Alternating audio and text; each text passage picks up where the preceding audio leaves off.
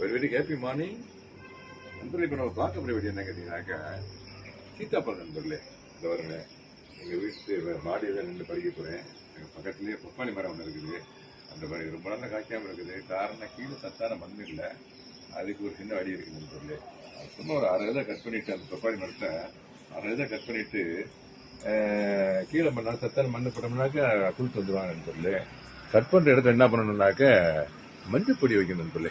மஞ்சள் பொடியும் ஆலவர ஜெல் இருக்கு பாருங்க, அதை வச்சோம்னாக்க அந்த காயத்துக்கு மருந்து போட்ட மாதிரி இருக்கும். அதுக்கு அது பண்ணலான்னு இருக்கு நண்பர்களே.